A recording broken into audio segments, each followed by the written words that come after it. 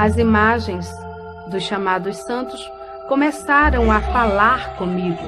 Uma tarde, eu estava sentada na Gruta de Lourdes, sentada numa pedra, lendo um livro. De repente, eu ouvi alguém chamando-me e dizia: Dalva, vem cá, olha para mim. E eu procurei por todos os lados, pensando que fosse uma amiga, porém não encontrei ninguém. E mais uma vez ouvi chamar, e quando eu me virei, estava a Nossa Senhora de Lourdes com as mãos estendidas, os olhos piscando, e dizia: Dalva, vem cá, vem para mim. E eu saí gritando que não queria mais ir para aquele lugar e que eu não queria ela. E fui aos pés da superiora, expliquei para ela, porém ela achou e falou para mim que eu estava com problema de ilusão de ótica, que aquilo na realidade não tinha acontecido.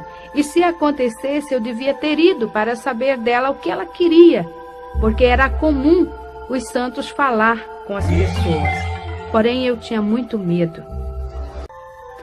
Ocorreu também um fato muito estranho ali no convento.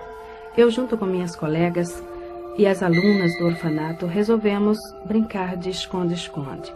E eu tomei a iniciativa de me esconder embaixo do altar, pois eu sabia que ali ia ser difícil as meninas me encontrarem. Porém, quando eu entrei embaixo do altar, encontrei ali um homem deitado. Ele estava seminu, e então, no seu corpo havia muitas marcas de batom e sujo. E eu fiquei com medo, e ele abriu os braços e tentou me segurar. Aquele homem não era outro, mas o que chamam de, muito conhecido como Senhor Morto. É o Senhor que fica na Igreja Católica na Sexta-feira da Paixão, para que as pessoas vá beijar. E as marcas de batom ficam no seu corpo, e torna-se muito feio. E eu me assustei bastante com aquilo e saí gritando. As freiras me seguraram e aquilo foi tornando cada vez pior. O tempo passou e chegou o dia em que eu iria fazer os votos perpétuos.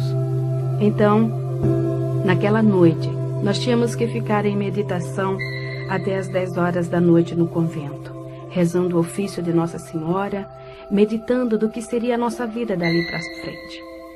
Porém, de repente, eu comecei a ouvir alguém me chamar.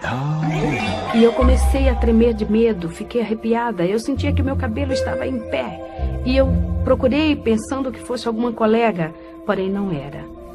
E assim na porta da entrada da capela, bem no alto, tinha uma cruz muito grande. Naquela cruz estava presa um Cristo do tamanho natural de um homem. E quando eu olhei para aquele Cristo, ele que fica sempre com o rosto pendido para um lado, ele estava com a cabeça firme, com a cabeça em pé. Os seus olhos piscavam insistentemente.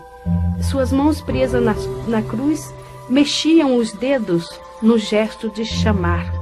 E dizia: Dalva, vem cá, olha para mim, vem cá. E eu comecei a gritar, a dizer que eu não queria ele, que eu não queria ir para ele. E eu gritando desta forma, aquelas pinturas do rosto dele tornou-se real. Aquela marca de sangue no peito dele também começou a jorrar e caía pelo chão. E as freiras que vieram me socorrer passavam por baixo daquela porta e sujavam-se no sangue que escorria pelo chão. E eu saía correndo porque eu dizia: não me toque, as suas mãos estão sujas de sangue. E elas fizeram um cerco, me seguraram e esfregava meu rosto no chão e dizia: veja que aqui não tem sangue. Porém era real. Eu via aquele sangue. Eu passei uma noite muito apavorada e eu chorava muito. De manhã, a superiora chegou para mim e falou: Dalva, você não pode fazer os votos e você não vai vestir o hábito de freira. Você vai para sua casa, vai passar 1 ano fora. Se você melhorar, você pode voltar a ter mais uma oportunidade. Eu fazia várias perguntas para o diabo. Então também eu fiz uma outra pergunta para o diabo. Eu queria saber por que aquelas imagens de esculturas, os chamados santos lá do convento, viviam falando comigo, me chamando e tentavam muitas das vezes até segurar-me. E ele começou a dar risada e olhando para mim ele falou: ora, Itameuá, era eu. Eu falei, mas como você? Ele disse, é muito simples. Cada imagem, ela tem um espaço vazio dentro de si. É o espaço exato que me cabe. Eu fico dentro da imagem ou atrás, para ouvir o que as pessoas estão pedindo para poder fazer.